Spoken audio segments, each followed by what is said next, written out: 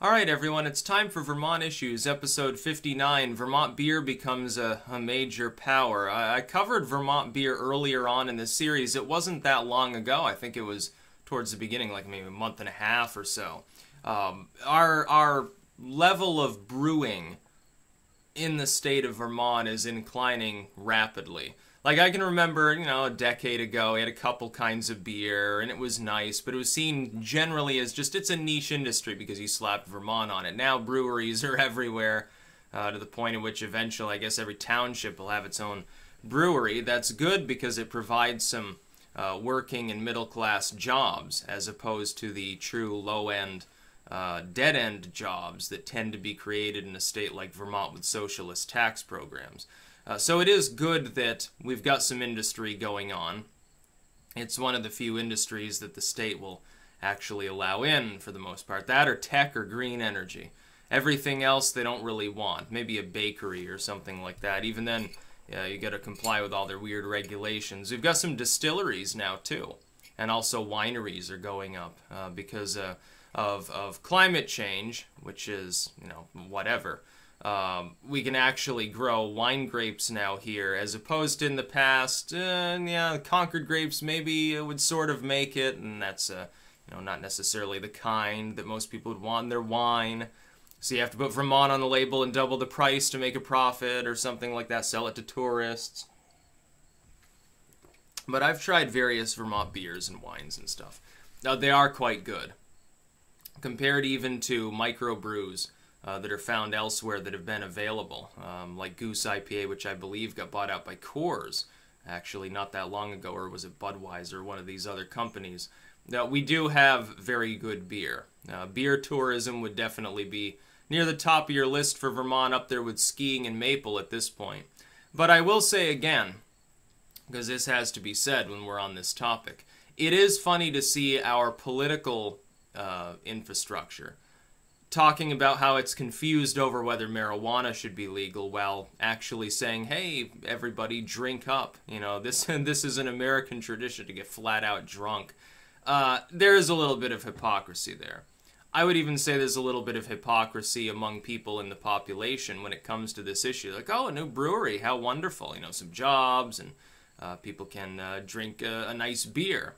But if somebody were to try to grow like an acre of pot plants and turn that into a Vermont industry and have some decent jobs there for people who are helping to harvest and cure the product and ship it out, and it were Vermont made and had the Vermont labels and stuff so that people could get high, then they would have a problem with it. They put their foot down there. There are a lot of people, and they amuse me, who will say something to the effect of don't smoke weed, and then they've got a beer in their hand or a cigarette in their mouth or something like that. It's like a little bit of hypocrisy. But it is good that industry is booming in Vermont. Something is coming in and growing here. Largely it's growing locally, which means it's Vermont owned. It's not just somebody put up a subsidiary, Bud Light decided to manufacture in Barrie or something. That would also be okay, I guess, but it's better to have it within state. The hope, if we were to reform our tax system, is that these breweries would expand because they could continue pumping out that beer to increasingly distant lands. They could make more of a profit, hire more people. They could grow, and pretty soon we'd be the brewing capital of the world. We'd be getting everybody drunk. And they would know that it came from Vermont because everybody would want to put that word on their label. And then that would be even funnier. Let's distill more liquor and have more wine. Let's become the alcoholism center of the world. We could compete with Finland or Moscow or something like that. Wouldn't that be wonderful? I know a while back they made a maple vodka. It was limited edition. It was extremely expensive, but it sold like hotcakes at the time when they made it.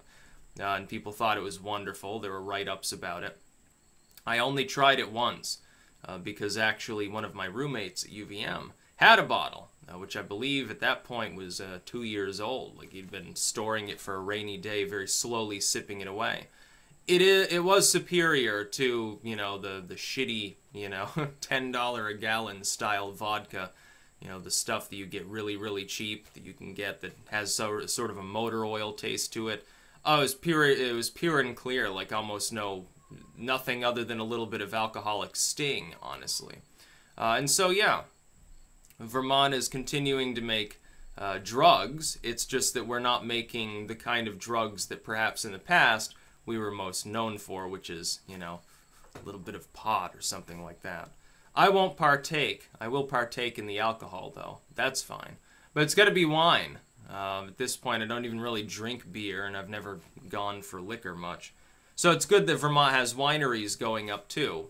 You know, hopefully it's like 100% fermented fruit squeezings.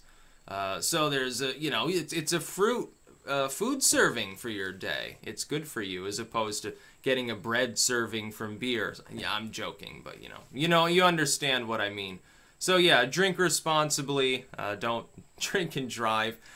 The fact that you have to tell people that, it's slightly sad. There are actually people who don't see a problem with it. Oh yeah, let me tip a few back and then go out for a drive. This will be great. Well, yeah, for the first 5 minutes until you're wrapped around a tree. That's about all. Peace out.